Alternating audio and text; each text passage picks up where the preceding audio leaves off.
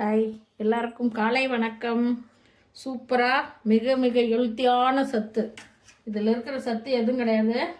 நல்லெண்ணெய் ஒரு 4 ஸ்பூன் ஊற்றிட்டேன். நிறைந்தது கடுகு 1 ஸ்பூனு, குட்டி ஸ்பூனில் 1 ஸ்பூனு.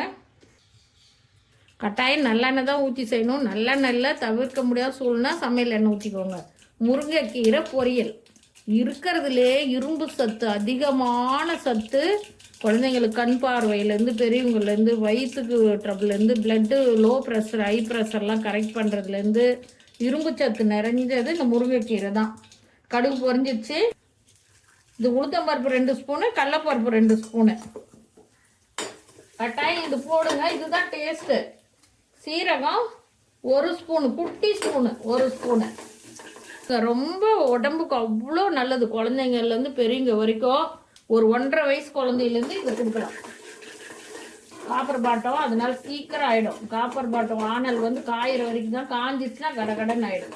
பாதி கலர் ஆகிடுச்சு. நீங்கள் முழு கலரோட போட்டிங்கன்னா தீஞ்சிரும். வெங்காயம் வதங்குள்ள கொஞ்சம் கலர் மாறக்குள்ள மாறிடுச்சு. இப்போது வெங்காயம் நல்ல பெரிய வெங்காயம் 2 வெங்காயம் நல்லா போடுங்க. டேஸ்ட்டு சூப்பராக இருக்கும். ஒரு 5 பேர் சாப்பிட்ற மாதிரி செய்கிறேன். கொஞ்சம் தொட்டுக்கிறதுக்கு காஞ்ச மிளகா எனக்கு உங்களுக்கு காரத்துக்கு ஏற்ற மாதிரி போட்டுக்கோங்க. நான் காஞ்ச மிளகா போட்டிருக்கேன். ஒரு 4 மிளகா போட்டிருக்கேன். நீங்கள் ஒரு 6 மிளகா வச்சுக்கோங்க. நல்லா பொன்னிறமாக மாறணும்.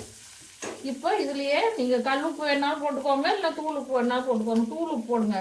ஏன்னா முருங்கைக்கீரை இலசா இருந்தால் தண்ணி தெளிக்க வேண்டியதில்லை, அப்படியே வெந்துடும். மஞ்சள் 1 ஸ்பூனு. பூண்டு ஒரு 5 பல்லு. அப்படியே பூண்டை கழுவிட்டு தோலோட தட்டி போடுங்க. டேஸ்ட்டு செம்ம சூப்பராக இருக்கும். அந்த வாசனை அந்த மொறுன்னு ஆகிடும். நல்லா பூண்டை கழுவிட்டு தோலோடு தட்டி போட்டிங்கன்னா செம்ம டேஸ்ட். நல்லா பாருங்கள், நல்லா பொன்னிறமாக நல்லா வதங்கிடுச்சு. பூண்டும் நல்லா வதங்கிடுச்சு. பூண்டெல்லாம் நல்லா வதங்கணும். அப்போ தான் அந்த டேஸ்ட்டு வாசனை. பூண்டு கட்டாயம் போடுங்க. மஞ்சள் எதுக்கு போடுறேன்னா இந்த எண்ணெயிலே போட்டால் மஞ்சள் வாசனை அடிக்காது. இது எங்கள் ரோடு மேலே முருங்கைக்கீரை மேக்ஸிமம் அலச தேவையில்லை. மண் ஒட்டாதும்பாங்க முருங்கைக்கீரையில். இருந்தாலும் எங்கள் ரோடு மேலேயே இருக்குது. அதனால் எனக்கு பிடிக்கிறதில்ல. அலசி நல்லா பொடியாக கட் பண்ணிட்டேன் பாருங்கள். கட் பண்ணி நல்லா ஒரு 10 நிமிஷம் முன்னே தண்ணியில் வடிகட்டிட்டேன். இப்போ ஒரு வானல் நிறைய இருக்குது. அது கிளறுனா எவ்வளோ வரும் பாருங்க. சும்மா ஒரு கைப்பிடி தான் வரும். 5 கூட அப்படியே பொடியாக கட் பண்ணிக்கோங்க. கையிலே கட் பண்ணிக்கலாம். இளங்கீரை கையிலே கட் பண்ணால் அப்படியே வந்துடும். எல்லாம் மரம் ஃபுல்லாக பூவாக இருக்குது. பறிக்கவே இதாக இருந்தது. சரி மழை பெய்யுது, கிளைமேட் சரியில்லை. அதனால சரி கொஞ்சம் எல்லாம் பொரியல் செஞ்சு கொடுக்கலாம். இது பாருங்க, இவ்வளோ கீரை இருக்குது. இது வதக்கினா எவ்வளோ ஆகும்னு பாருங்க. கொஞ்சம் பாதி கீரை வந்த பின்னாடி சால்ட்டு தூள் போட்டுக்கோங்க. கல் உப்பு போடாதுங்க, கரையாது.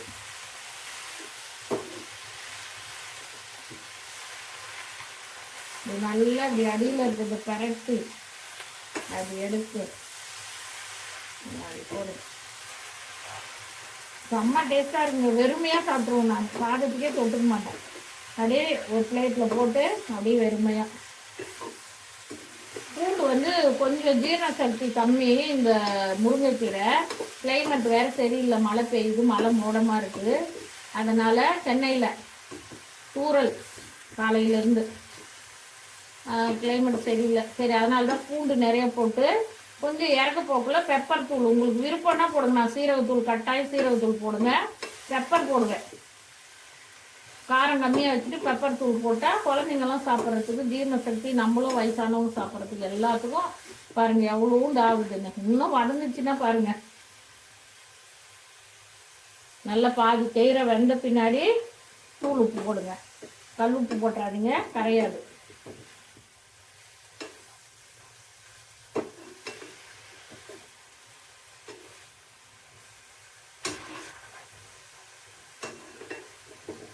இது ஒரே ஆவியில் வெந்துருங்க. இந்த சேனல் பார்க்குறவங்க லைக் பண்ணுங்கள், கமெண்ட் பண்ணுங்கள், ஷேர் பண்ணுங்கள். புதுசாக பார்க்குறவங்க சப்ஸ்கிரைப் பண்ணிவிட்டு என் பெல் பட்டன் டச் பண்ணிக்கோங்க. அப்போ தான் என்னுடைய வீடியோலாம் உங்களுக்கு உடனுக்குடன் வரும். குட்டி குட்டி வீடியோ போடுறேன். பார்த்துட்டு பார்க்குறவங்க எல்லாம் ஒரே ஒரு லைக் பண்ணி விடுங்க. நிறைய பார்க்குறீங்க. நேற்று நிறைய பார்த்துட்டு நிறைய லைக் பண்ணியிருந்தீங்க. ரொம்ப ரொம்ப சந்தோஷம். நான் லைக் பண்ணுங்கன்னு கேட்டேன். பேர் லைக் பண்ணியிருந்தாங்க. லைக் பண்ணவங்க எல்லாத்துக்குமே ரொம்ப ரொம்ப தேங்க்ஸ்.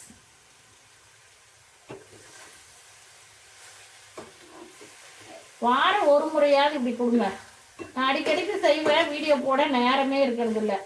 காலையில் ரொம்ப பிஸியாக ஸ்கூல் குட்டீஸுங்களுக்கு எல்லாம் வேலைக்கு போகிறாங்க, மருமக பையன் எல்லாம் போகிறதுனால அந்த டைமில் பிஸியாக இருக்கனால வீடியோ எடுக்க முடியறதில்ல. நல்லா வேகணும். கீரை வேகலைன்னா வயிற்றால போகும், வயிற்று வலிக்கும். நீங்கள் நல்லா பாதி நல்லா இப்படி எண்ணெயிலேயே பிரட்டி பிரட்டி அதில் தண்ணி இருக்கும். நம்ம என்ன அலசினாலும் கொஞ்சம் தண்ணி அப்படி இப்படி இருக்கும், அந்த தண்ணியிலே வேகும். இளங்கீரைனா அந்த தண்ணியிலே வெந்துடும். முத்தனைக்கீரைனா நீங்கள் கொஞ்சம் லைட்டாக தண்ணி தெளிக்கணும்.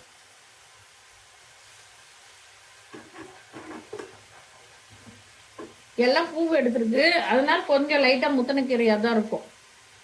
நான் இளங்கீரையாக தான் பறிச்சிட்டு வந்தேன். நிறைய பூ இருக்குனால பறிக்கவே மனசு வரல. எல்லாம் குட்டீஸுங்களுக்கெல்லாம் சளியாக இருக்கலாம், பொங்கல் ஊருக்கு அங்கேயும் இங்கேயும் போயிட்டு வந்து எண்ணெயிலேருந்து எல்லாருக்குமே கால் வலி எல்லாம் சளி அது இதுன்னு இருக்குது. இது கொஞ்சம் சாப்பிட்டோம்னா கொஞ்சம் சரியாகும். மாத்திரை மருந்து சாப்பிட்றத நமக்கு தெரிஞ்ச வரைக்கும் உடம்புக்கு எது எது நல்லதோ அதை செஞ்சு சாப்பிட்டுக்கணும். என்னை பொறுத்த வரைக்கும் அதுதாங்க.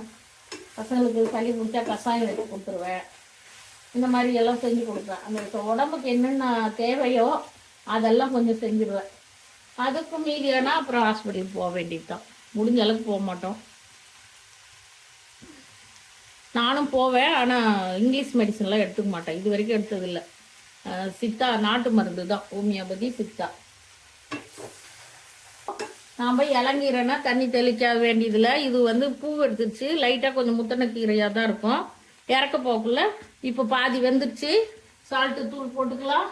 பாருங்க, இந்த குட்டி ஸ்பூனில் ஒரு ஸ்பூன் நிறைய போடும் போதும். ஏன்னா இது இன்னும் சுண்டுச்சுன்னா குறையும். உப்பு கம்மியாக இருந்தால் கூட சாப்பிட்டுக்கலாம், நிறையா இருந்தால் சாப்பிட்றது வீணாக போயிடும் கஷ்டப்பட்டு செஞ்சு. அதனால் பாதி வெந்த பின்னாடி உப்பு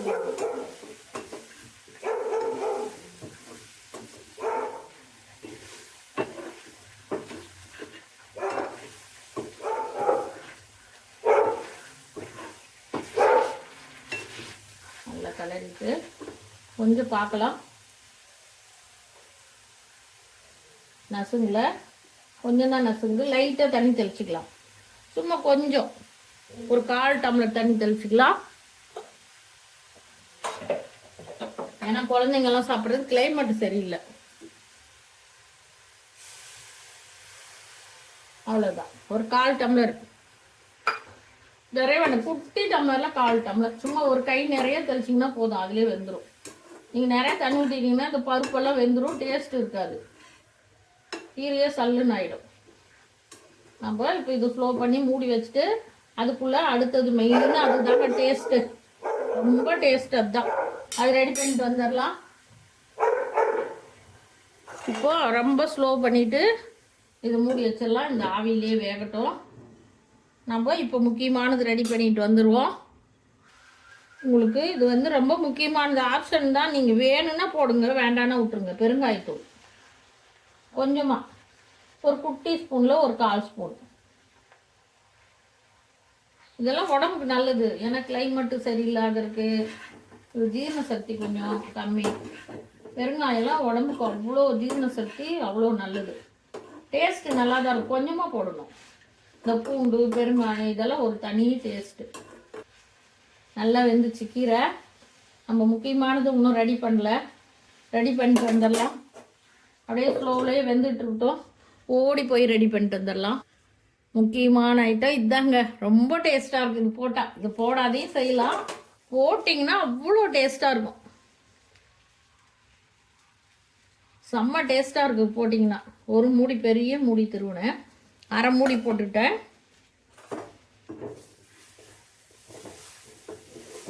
தேங்காய் தான் தனி டேஸ்ட்டு. இறக்க போக்குள்ள இப்படி போட்டு கலரி இறக்கிட்டா பொரியல் ரெடி. மதிய லஞ்சுக்கு சாதம், ரசம், தயிர், பீட்ரூட் பொரியல், முருங்கைக்கீரை பொரியல்.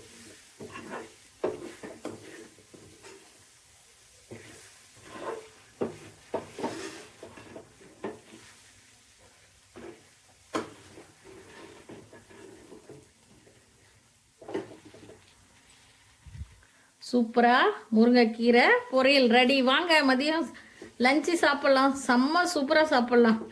சூப்பராக பாருங்கள், அப்படியே உதிரி உதிரியாக சூப்பராக செம்மையாக ரெடி ஆயிடுச்சு. நீங்களும் இதே மாதிரி செஞ்சு சாப்பிடுங்க. ரொம்ப ஹெல்த்தியான சத்து. கட்டாயம் இந்த முருங்கைக்கீரை ரொம்ப ஈஸியானது, 10 நிமிஷம் தான். நீங்களும் இது மாதிரி செஞ்சு சாப்பிடுங்க.